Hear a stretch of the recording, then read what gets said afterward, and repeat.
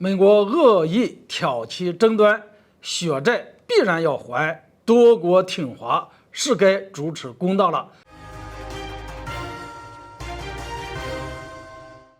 各位网友，大家好，我是肖云华，欢迎收看云华观点。今天我们聊聊美国与华交锋，又把他国拉下水，大局已变，是该由中国主持公道了。众所周知，美国为了巩固自己全球霸主的地位，不但在经济上打压那些即将崛起的国家，同时又通过战争手段掠夺那些物产丰富的国家。特别是近些年，美国对中国的试探、封锁以及挑衅越来越频繁，给中国造成的压力也越来越大。但是维持这样的压制，就必须有强大的经济做支持。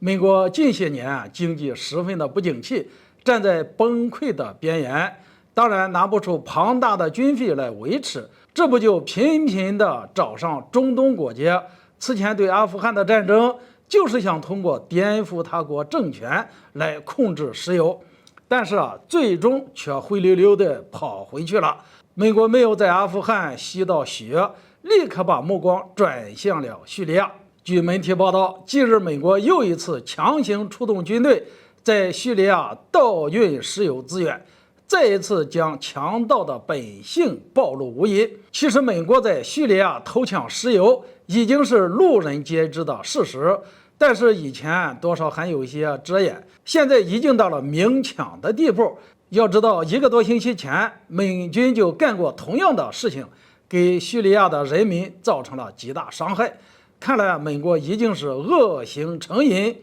更是让世界陷入混乱和贫穷不择手段。美国所欠的血债可不仅仅如此，美国可以说从建国至今从未停止过发动战争，特别是为了控制中东这个具有重要战略位置的地方，美国发动战争的频率超过了所有人的想象，给中东国家带来的损失是不可估量的。甚至在某些时刻，美国军队还会干出惨绝人寰的事情。叙利亚、阿富汗、伊朗等国都是受害者，当然这些事情在美国眼里，他们都认为是小事儿。而且美国现在还有一个最大的竞争对手，那就是中国。随着美国不断施压，中美两国的局势也进入了一触即发的地步。但是随着中国快速崛起，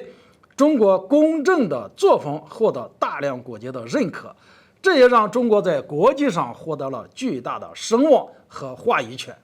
其他国家看到美国对中国的步步紧逼，都纷纷站出来力挺中国，也让美国的极限施压有些进退两难。美国越发肆无忌惮，而且对中国也开始毫不客气。那么美国的这些血债也是时候好好清算一下了。再加上中国已经成为了联合国安理会轮值主席，那么就应该维护全世界的和平，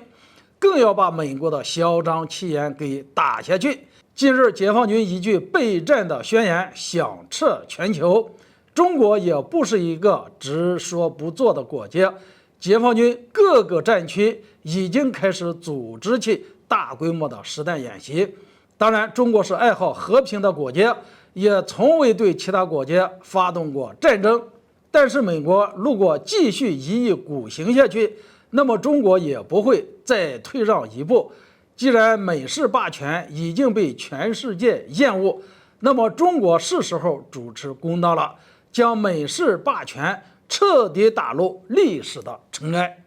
今天这个话题就聊到这里，欢迎大家留言交流，下次见。